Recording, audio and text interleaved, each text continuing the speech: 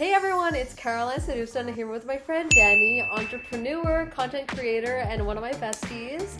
It's Valentine's Day soon, so we're having a little chat about dating in your 20s, a little bit of business, but mostly dating. Mostly men. So, we're both newly single. We are both newly single. Are you liking it out here? I don't honestly know. I feel like if you're newly single in your 20s and you haven't been single in a long time, that shit, can I swear? Yeah. That shit will make you want to get back into a relationship. No. But then you're like, wait, no, obviously there are reasons why we broke up. Honestly, I just want to find my husband, but yeah. I want to find my husband now. I want to find my husband too, but now? You know when people are like, oh, I just want to have fun in my 20s, it's like, honestly, I think because I've been in 2-3 year long relationships in my entire 20s, that I feel like now in this single era of mine, I am taking that time to get to know myself and better my relationship with myself. And I mean, a little bit of fun in my 20s, a little bit of dating, a little bit of like a little rendezvous with some mans, and I still want to find my husband and start a family, but I'm not rushing into that. That's not my top priority because of the experience I've had. Okay, so my first question for this is, what's your biggest ick? My biggest ick is when you go on Instagram and immediately the guy's explore page is just bikini photos. All bikini photos on his explore page. That's my biggest ick, because you know what? It is so easy to change the algorithm on your explore page. It's so easy. Fully. Mine was cooking last week because I got into this cooking show. And then 2 days later, it was all gym. Yeah. All I had to do was scroll for 3 hours. Yeah. You can literally change it right away. Exactly. Yeah. So, I mean, if it's there and they say, oh, I don't know why that's there. Honey, it's because it's recent. And we know it's recent, so stop lying to us. I think my biggest ick, is if they're not ambitious. Oh, that's a really serious one. I'm sorry, mine was like, their explore page is too many bikini pics of models. I'm serious though. I'm super serious. That's what it makes mine worse, because you're really serious. I think that's a good one. I think that shows, I don't know. I think you're where you're at. Fun, yeah, where I'm at, because I think you're fun, and I'm really in my I want to find a husband. Now. Now. Now. Not now, but it's next one. I don't want to keep breaking up. I don't want to go through a long-term relationship and then just break up again. Okay, wait. I have a hot take. Okay. I am for breakups. Okay. Because every time you go through a breakup, you always come out of it better. That's true. You always grow from it. It catapults you to be a different person. And hopefully, if you took that breakup well, you end up becoming this completely better person, new version of you that you couldn't have gotten there without that big chaos in your life where you had to look internally. So I'm okay for breakups. I'm okay for falling in love again, and with the thought of, you're probably gonna have to go through 6 months of crying again. If at the end of it, you're gonna be fine and you're gonna be better for it. I think also when you're trying to look for a relationship, it's it's not gonna come to you. Relationships always come when you're least expecting it. That's always what happens. So I knew this Nepo baby, and he got a lot of money from his parents because he's just living off his parents, but he's old enough to use that money to build with it, but rather he just spends it. And I'm okay, so you have you're a millionaire, but it's from your parents, and I would rather you take that money and build off of it rather than just be not ambitious and just live off of that. I don't know. I agree with that. I find it icky. That is also an ick. Yeah. When someone's got everything, all the access to everything they could get, and they do nothing with it. Mm-hmm. And I think people get icked out by that are people who had to really climb up and really earn what they have now, because it's hard work, and there are a lot of times where you're thinking, I don't want to do this, but I have to. Yeah. Because there's no other way I'm going to get to where I want to be if I'm just going to sit on my ass. Yeah. And so when you see the opposite of that, I'm just like, it's maybe a bit of jealousy. I'm not even jealous, dude. No, not jealous to them, but jealousy of like you have everything that you could get, and you're not doing anything with it. Yeah, you're just fucking up. Like, yeah, like if I had those resources, honey, we'd have businesses on businesses now. Yeah. For sure. Yeah. Biggest red flag. What's the difference of a red flag and an ick? Ick is like grossed out. Okay, I guess it's the same. Okay, that's a good question. That's a good topic to decode. Okay. Yeah. What is the difference? What is the difference of a red flag and an ick? I think a red flag is something deeper, like personality-wise, mental-wise, I guess. Psychologically, that's a red flag. But an ick could just be a behavior, a more shallow surface level thing that they do that you just don't want in your life. My biggest ick, but like in converse, is like red flag is the ambition. But ick is when like they're like really like when they want like so much attention. Like I find that really icky, even though I'm a content creator and like it's just like I don't like other content creators only if we have the same personality. Like if we have this, you can really see their personality through their content if they're good. Like you can see their personality and it's like, I don't really like that because you're really like extroverted, you're really loud, you're really out there, and you're like, you're not funny. I don't find you funny. But that's very subjective. It depends. Like okay, I love Iman Gazdi. You know Iman Shad guy. That's like fantastique. That sounds familiar though. It's like oh a la poubelle. Like if she like if. This isn't wifey, you know that guy? No. Okay. Anyways, Shad guy. I love him. He's like my crush. Like I think he's really funny. Okay. I love his content, but like if the guy had a content like just like really for like 5-year-olds, I don't like it. You know what I mean? Yes, I get it. Like Jake Paul content, I don't like it. Yeah, so that's an ick for you. That's ick, yeah. I mean, yeah. Yeah. But I wouldn't be dating any of those guys anyway, so I wouldn't put it part of my ick category because there's no way I would have ever be close to dating them. My biggest red flag is someone who is just such a people pleaser. Foreign men or locals? I know this one. Do you? Yeah, I think you like foreign men or foreign looking men. I don't think so. I like locals. Elaborate. I love a Filipino. I like Filipino guys. The thing is, I think I'm attracted to really tan guys. So maybe, and we're in Cebu, so there are a lot of halfies. So maybe I was just drawn to those people.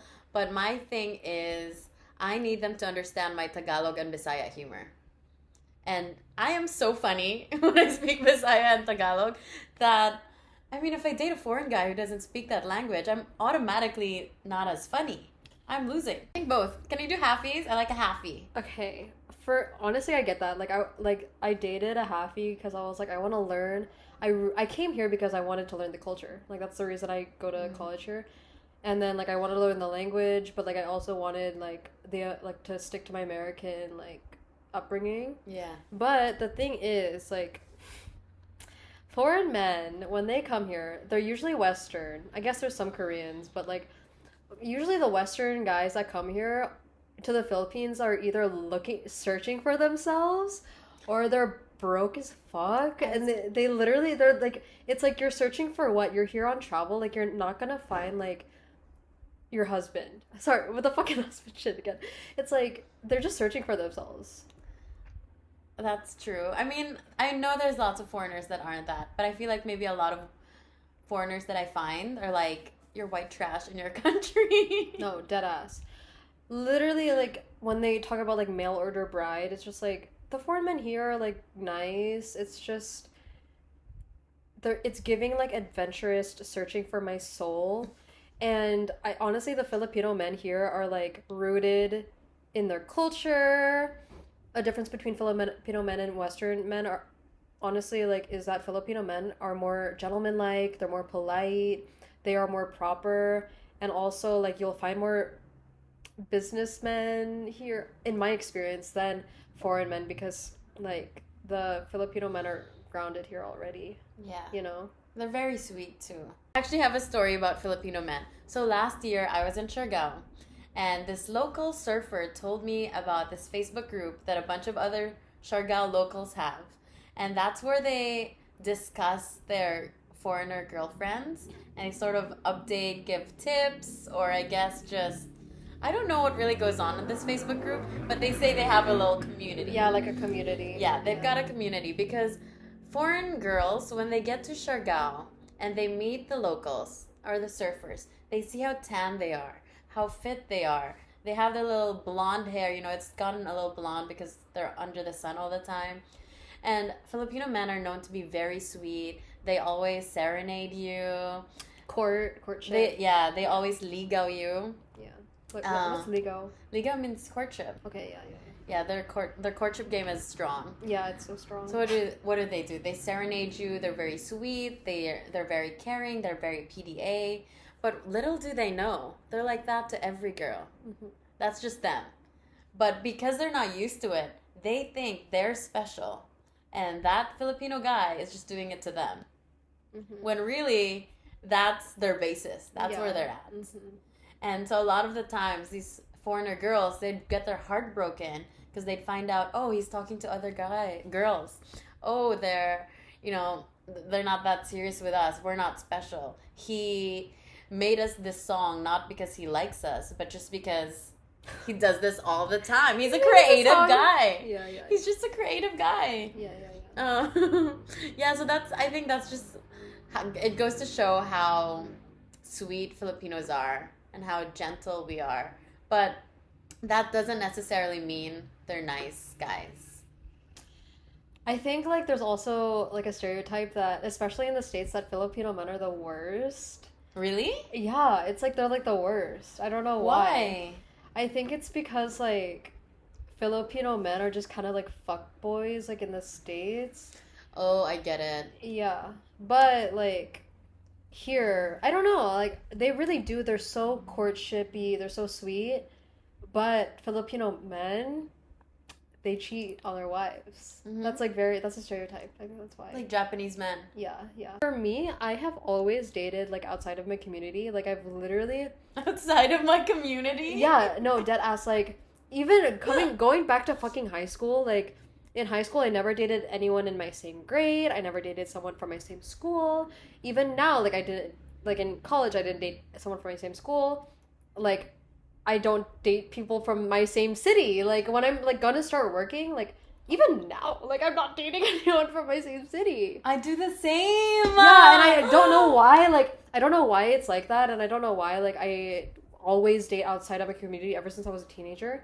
But I think it stems from like, especially here in Cebu, everyone's so like chikadora. Mm-hmm. And very marites. Yeah, very very marites. And then like everyone, and I don't feel safe. Like if I'm outside, like I've been out of my relationship for a couple months now, but even if I'm outside, I'm like, oh my god, is someone gonna tell my ex? Oh my god, like is someone gonna judge me? Like because people are like, oh, by the way, I saw your ex. By the way, like this and that. Because word travels along. In the States, no one gives a fuck. No one like tells you about your ex because like, why are you talking about my ex in the first place? Really? But like here, especially in Cebu, I'm like, that's why I started dating like outside of the city because like, you don't feel safe. Like a lot of girls say that too. A lot of girls do say that. Yeah. I don't date in the city just because I don't like anybody in the city. Yeah. At the moment, the options are not. Yeah. No. Cebu. For me, dating in Cebu is. That's what they say. Like dating in New York, like fucking sucks. But it's like such a big city. There's literally 1 million people here. Like obviously, there's gonna be one guy that you like. Yeah. But I think the mindset of like where you have the mindset dating in Cebu sucks. Like it's just gonna suck. Mm-hmm.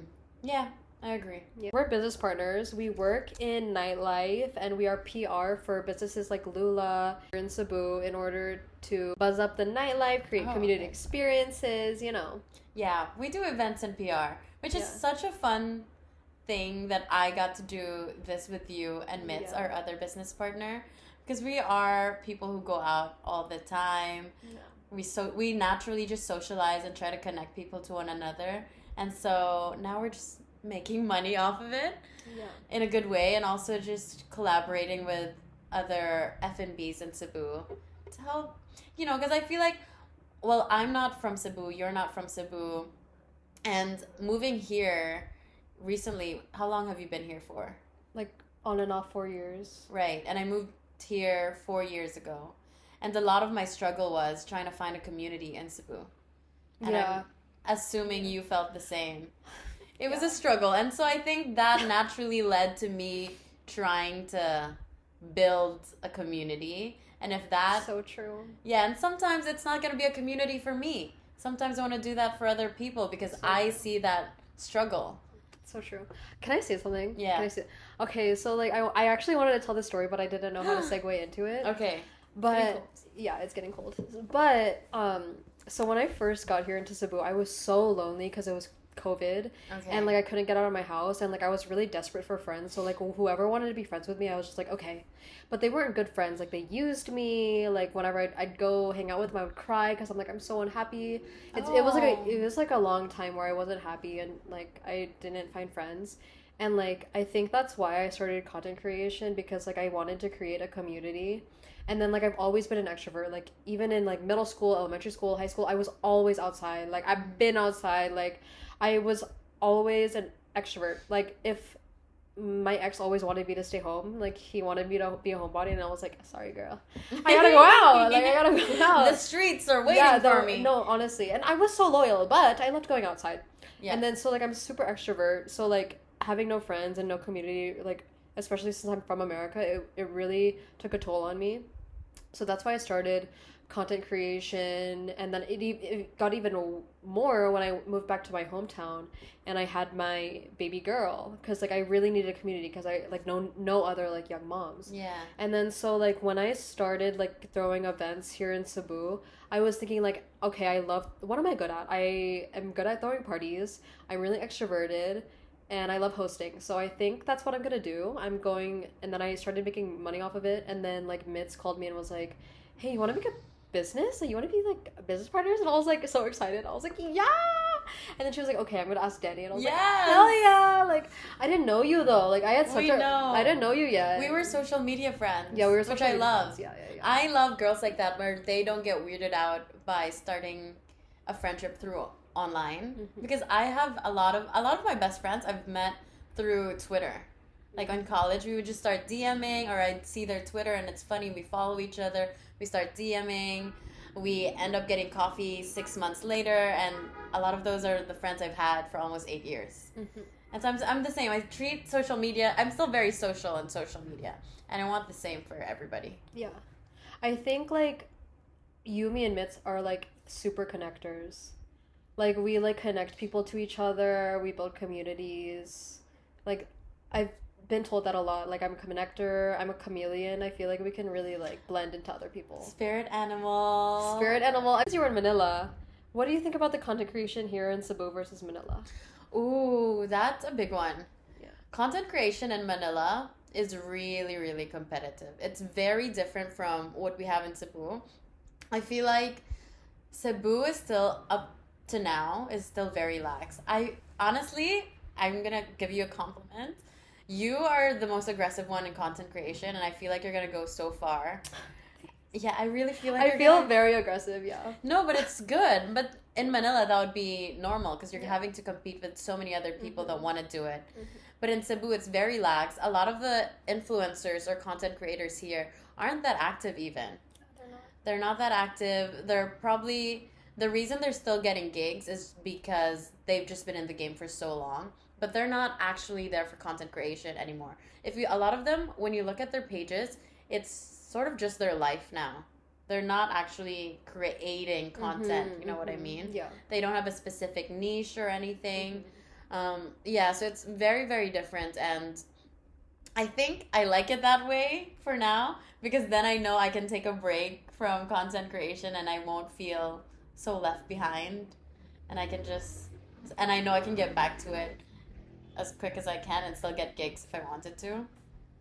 I think the reason that I am so aggressive is because like You've got goals. I've got goals, girl, and I've always been ambitious, like always. And then like, after having one of my friends here in Cebu, she moved to Manila like to be a content creator, and like I really owe it to her. She really introduced me to her friends, like like my friends in Manila. Like she really introduced me to my friends, and my friends have been sharing with me like content creation tips, like what they do, and I see them doing that, so I'm like, okay, I bring that here. Yeah. And like honestly, they're really aggressive, and also they're really generous. Like I noticed that a lot like Filipinos are so generous with their time, and they share like secrets, and they show you to like all their friends and family. That's another thing I just thought of. The community for content creation in Manila is so much wider, and it's so much more acceptable to be a content creator in Manila.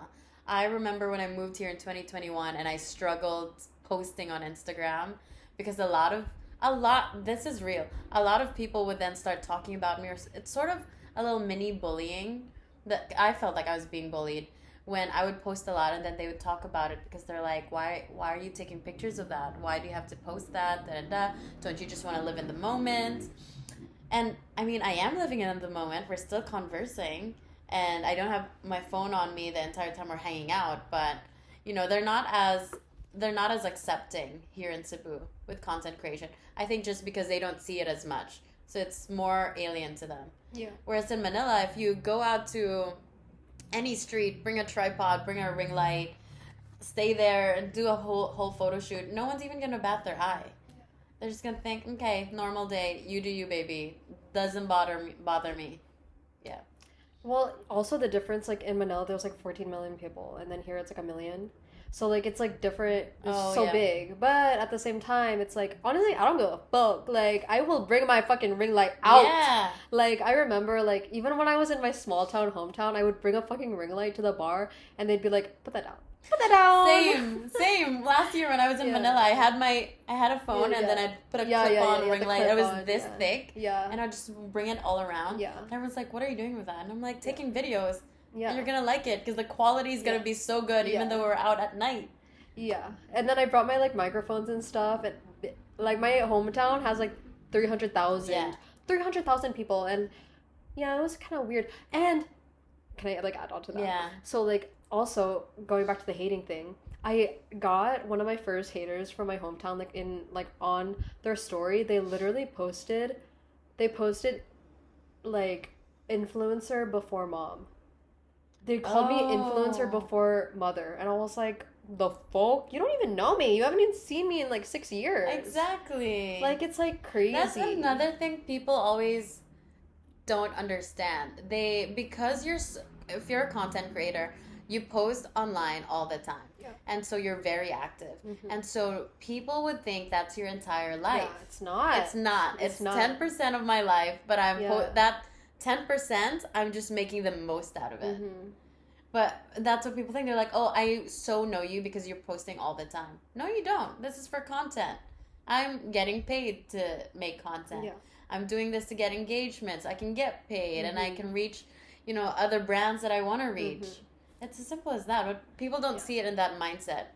And they literally still follow me. It's like, the woke, like, why are you're hating on me on your story, and you're still like following me. You know that TikTok where it's like they say, "Oh, you're hating on my content, the content you actively follow." I just said that to myself today. You don't have to follow me, babe. No, literally, and I don't even get mad when people don't follow back, or it's fine. Dead ass. Like, I'm filming this podcast. I filmed 2 podcasts. It's one day. Yeah. I film 2 podcasts a day. Like, whenever I, like, make content, it's usually at my house, or, like, I literally just film it all in one day, and then I just, like, keep, like, bringing it out. Exactly. Because I am a nursing student, you know how fucking hard I have to work. I go to the hospital 5 days a week, and then sometimes I have class for 12 hours a day, and then I'm also a mother. Like, I have to be home before my child goes to sleep. I have to be there when she wakes up. You know what I mean? Like, I'm, like, literally... That's a good thing about content creation, though, is, like, I can do everything at home. Yeah. But, like, the thing is, like, I'm very private, like, with my family, and I'm, like, private about, like, most of my friends. Like, I only post, like, only, like, a very small amount of my friends. And if I do, it's, like, you or Mitz. Exactly. And then, like, that's literally it. Like, on my profile, it's literally just all me. Yeah. People who aren't in social media forget that social media isn't the world. Yeah, social media isn't the life. My content isn't lifestyle content. It's like not my life. It's like just entertainment. It's like content that I know that people will like. Exactly. Yeah. But that's what's really funny to me is the people who aren't in social media are the ones who are actually on social media all the time.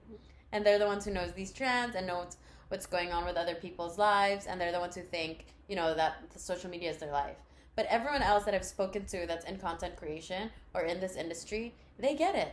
They know it's a performance. It's a little bit of a performance. Yeah. How do we get to tell this to people? I do share a lot of my life. I do. I like want to circle back. I do.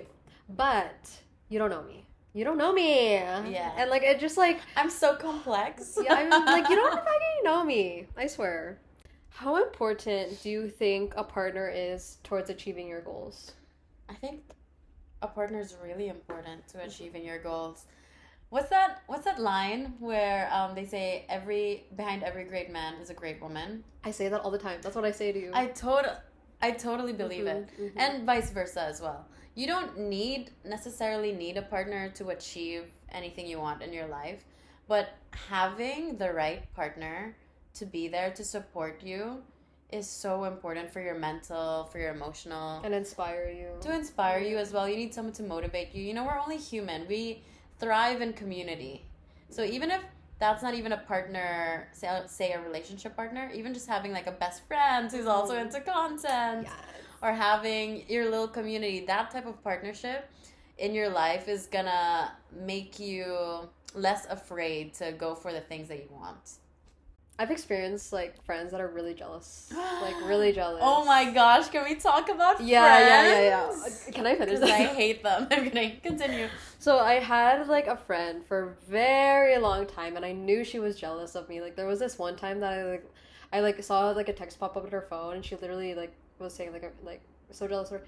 She'd always hate, like it wasn't really that good of a friendship, but we were very close, and like to have like a toxic person and jealous person to be around you, it really makes you go into a downward spiral. Like ever since I stopped being friends with like jealous people, like when I have like a partner that I know that is like business minded, I'm inspired and I'm like projected towards my goals, and like that's what I'm trying to look for now is like friends and partners that really amplify me and make me think of things that I couldn't even think of myself. Because it's just like, because why would you settle for like someone that is just so bad for you? That's your life. That's your energy. You need to protect it. So if you have anyone around you that doesn't believe in you or doesn't align with you, it's going to be such a struggle for you, because you're trying to imagine it this way. You're trying to get upwards, and this one person just tries to keep them going horizontal towards you. And because you're not in alignment. And I think it's fine though that because another thing. Sometimes a friend isn't jealous. Sometimes they're just not right for you, and that's okay. You don't have to be friends with everybody, and that's a hard truth for girls in their 20s. Because you'd always come from high school and college, or especially if you're an extrovert. Especially if you're an extrovert, you're so used to being friends with everyone and having a big community, and then you get to a new town where you're not someone who's from there. You're the new girl. Everyone already has their group. And then you're trying to be friends with everybody and you're trying to force it, but then you're not in alignment, and so that's just hindering you to be inspired. It's hindering you to be your authentic self. I'm glad that I've learned that with time, but I don't know. I think that God is just bringing people in and out of my life, but it's really hard when they leave. Like I've had a lot of trouble like when people leave. What would you rather? Okay. A relationship breakup or a friendship breakup? I think relationship breakups honestly hurt more. I think they hurt more. Really? Because like my friendship breakup, it was really hard. Both of them were really hard. Honestly, I like cried a lot. But then like with relationship breakups, it's like you feel like soul tied to them, and then it's just like gone. I don't know. That's controversial because it's supposed to be like hoes over bros, But honestly, like relationships, that's not like, controversial. hard. Actually, a lot of people think that. It's like hard because like for me, like I'm really loyal to my friends, but when I'm in a relationship, it feels like a soul tie. So it's like when that's gone, it's like, fuck, dude. Yeah. It hurts so bad. But then friends, it also hurts, but it's like at least you don't have the rose-colored glasses where it's like, okay, I can see how they were bad for me. Like sooner. Okay. Yeah. I think for me, friendship breakups hurt more because I feel my soul being tied to my partners as well, my relationship partners, but I feel the same for my friendship partners. And I understand what you mean by saying it hurts more with a relationship breakup because you spend your every day with them. You plan to spend the next year, like you plan to spend your life with them. You're thinking of getting married, having a family, and so your lives are really intertwined.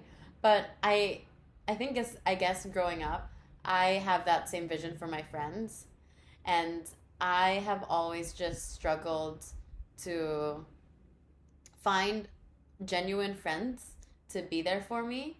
Whereas with the relationships, I've always found like really good gems Okay, I'm gonna do a little story time. Okay. I am not recently, I'm single. It's been 7 months, I think. And it's new for me because I've been in a relationship. I've been in 2-3 year long relationships my entire 20s. So that's a lot of my 20s. And this is the longest time I've been single my entire 20s. So I'm not currently dating, but I have gone on a few dates. And I want your advice. Okay. Because a lot of the times I hang out with a friend and I think it's just a hangout with a friend.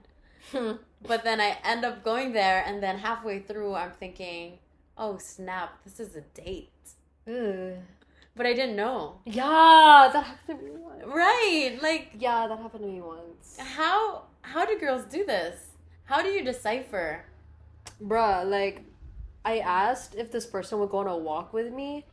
And then they were walk. Yeah, a walk. And then like he was like, okay. I hope it's your neighbor. I hope he didn't drive to your place just to walk for 30 minutes. No, he like drove me to my place, and then we went to like this like park and we walked around, and like he like got me food, and I was like, the fuck, is this a date? Like, I'm not gonna take a fucking walking date. That's not a date. Anyways. Wait, that's so cute though. I would do a walking date. Okay, we're gonna talk about this with Mitz because this coffee walking situation is not it. Oh, no. I need to do a walking date with someone I already know. Yeah. Like, we've gone on minimum 7 dates. Yeah.